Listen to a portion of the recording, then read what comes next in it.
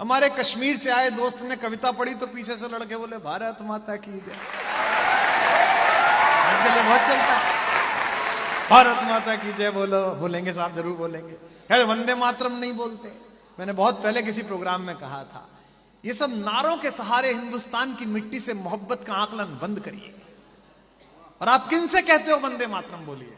मैं हिंदू हूं, जिस दिन पृथ्वी छोड़ूंगा उस दिन जला दिया जाऊंगा और एक मुट्ठी राख में तब्दील हो जाऊंगा, शायद गंगा या किसी नदी में विलीन कर दिया जाऊंगा।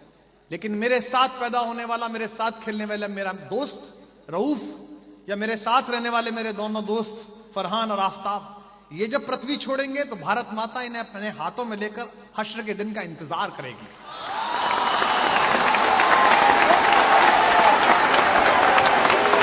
इससे तय करा रहे हैं आप कि ये उर्दू बाज़्म है और मैं। कोई भी एक आदमी इस मजमे में मायूस हो, ये जो बाजीगरी चल रही है सियासत में इन दिनों, धर्म की, मजहब की, तो एक बात समझ लेना, हिंदी कवि सम्मेलन का सबसे छोटा बेटा अपने घर के बुजुर्गों के सामने कह रहा है, किसी की औकात नहीं है कि जमीन में नफरत का बीज बो सके, क्योंकि इस जमीन की तासीर ही ऐसी है कि नफरत के बीज को उगल देती है थूक कर।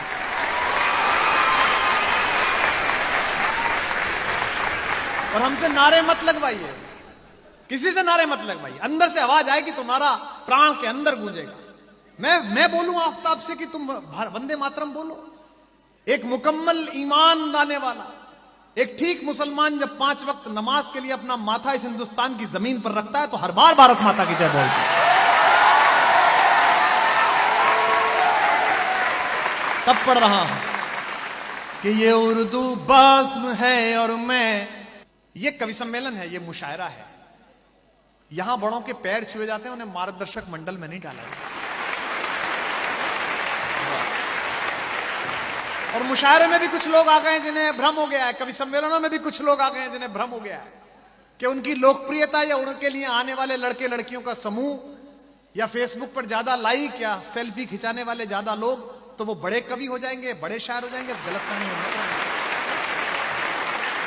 ये क्रम है, ये केवल कुंडली है, ये ग्रहों का फेर है, जन्मपत्री है, जायचा है कि मैं आज यहां खड़ा हूं, परसों यहां खुमार साहब थे, वाली असी साहब थे, हमारा फकीर कहकर गया है, हमारे कबीले का उस्ताद कहकर गया है, कल और आएंगे नगमों की खिलती कलियां चुनने वाले, मुझसे बेहतर कहने वाले, तुमसे बेहतर सुनने वाले। तो इस अहंकार में जो कोई भी हो, चाहे दिल्ली में हो चाहे लखनऊ में हो, वो ये अहंकार छोड़ दे। जिसको ये भ्रम हो गया हो कि वो ईश्वर हो गया है, इस देश ने बड़े बड़ों का गर्व तोड़ा, इस देश ने बड़े बड़ों का अहंकार चुरा किया। तो मैंने 4 लाइन कही कि नया निजाम, नई बंदिशें, ऐलान नया, हम फकत लश्करे शाही के ही माफिक सोचें, और साहिबे वक्त ने ये हुक्म किया है जारी, अपनी नस्लों से कहो मेरे मुताबिक सोचें।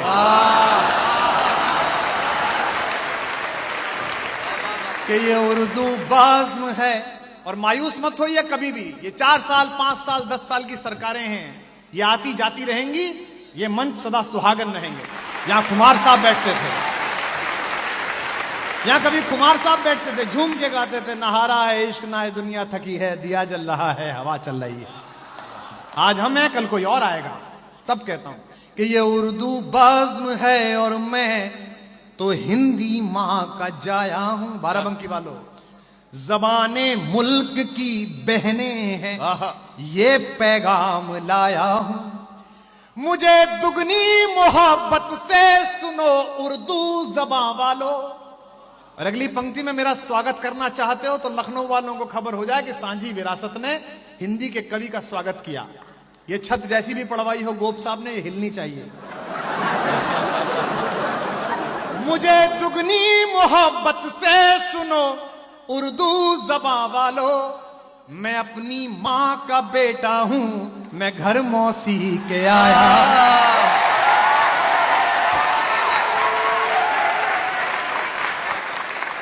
मैंने कोशिश की कि मेरी एक भी कविता ऐसी ना हो जो मेरी मां और मेरी मौसी दोनों के पैर छू कर ना आए।